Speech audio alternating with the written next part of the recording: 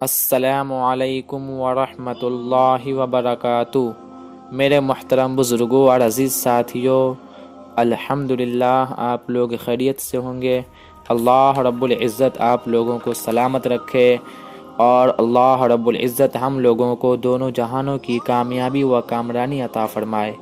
میرے محترم بزرگوں اور عزیز ساتھیوں، آج کی اس ویڈیو میں ہم آپ لوگوں کو نواقض وضو کے بارے میں جا رہے ہیں بتانے کے لیے کہ کن کن چیزوں سے وضو ٹوٹ جاتا ہے، کن کن چیزوں سے وضو باقی نہیں رہتا۔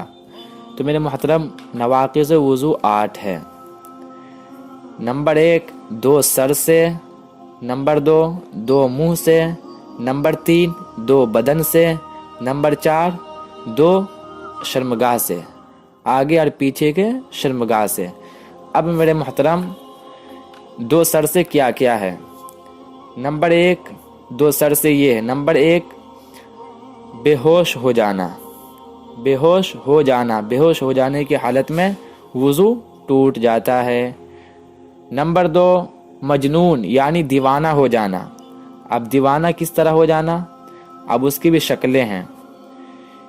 جب کسی شخص پر اتنا نشہ چڑھ جائے کہ اس کی چال اپنی حالت پر برقرار نہ رہے اور اس کی زبان سے اکثر بہکی بہکی باتیں نکلنے لگیں تو اس کا وضو ٹوٹ جائے گا۔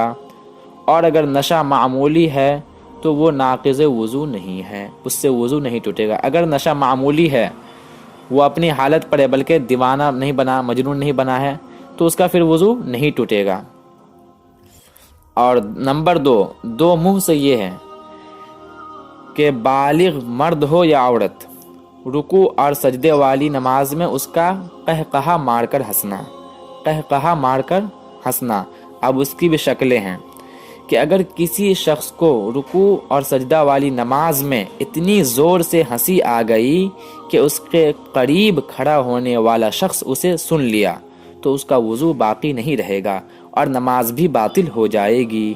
اور اگر اس طرح ہنسا کہ اس کی آواز صرف خود کو محسوس ہو، دوسرے کو سنائی نہ دے، تو وضو نہ ٹوٹے گا لیکن نماز باطل ہو جائے گی۔ اور اگر صرف مسکرایا، آواز بالکل نہیں نکلی، تو نہ وضو ٹوٹا اور نہ نماز۔ اب دوسرا ہے کہ منہ بھر کر کیا کرنا؟ قہ کرنا، منہ بھر کر قہ کرنے سے، یعنی خواہ اب قہ کھانے کی ہو یا پینے کی یا جمع ہوا خون ہو، کوئی بھی چیز ہو، منہ بھر کر ہوا ہو تو اس سے کیا ہوگا؟ وضو ٹوٹ جائے گا۔ اب منہ بھر کر کیا ہوگا؟ منہ بھر کر اسے کہیں گے کہ یعنی بلا تکلف منہ بند نہ کر سکے، بلا تکلف منہ کو کیا کر سکے؟ منہ کو بند نہ کر سکے، تو یہ کیا ہوگا؟ منہ بھر کر قے ہوگا، تو اس سے بھی وضو ٹوٹ جائے گا۔ اب نمبر 3، 2 بدن سے یہ ہے کہ بدن کے حصے سے، بدن کے کسی بھی حصے سے خون یا پیپ کا نکل کر بہہ جانا۔ اگر خون یا پیپ نکلا ہو، اگر وہ اپنی جگہ پر ہے، وہ اپنی جگہ سے نہیں ہٹا، وہ اپنی جگہ سے نہیں بہا، تو اس کا وضو نہیں ٹوٹے گا۔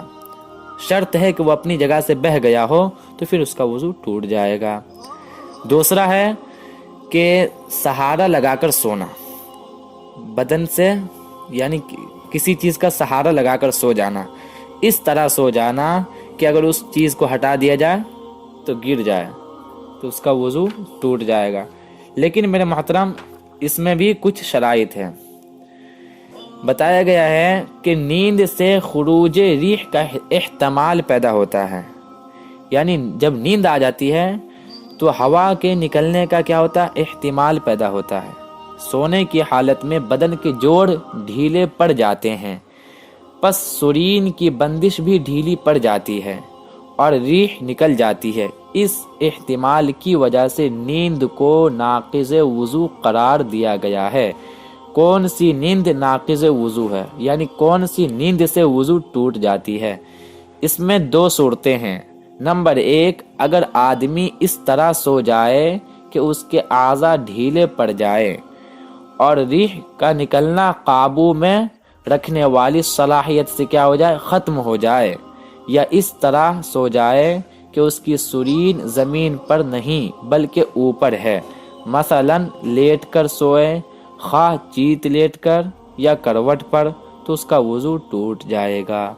نمبر 2، کسی چیز کا سہارا لگا کر سویا کہ اگر اس کو ہٹا دیا جائے تو گر جائے، اگرچہ نہ بھی گرا ہو مگر سرین زمین سے اٹھ گئی تو بھی وضو ٹوٹ جائے گا۔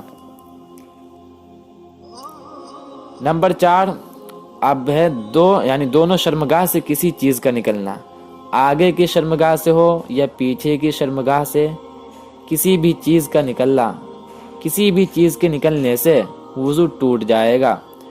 آگے کی شرمگاہ یعنی استنجا کی جگہ سے جہاں سے پیشاب کرتے ہیں، اور پیچھے کا شرمگاہ جہاں سے پخانہ کرتے ہیں، اگر وہاں سے کوئی بھی چیز نکلے تو اس سے وضو ٹوٹ جائے گا۔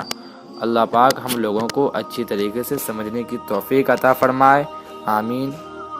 جو چیز سمجھ میں نہ آئے کمنٹ باکس میں سوال کرنے کی اجازت ہے۔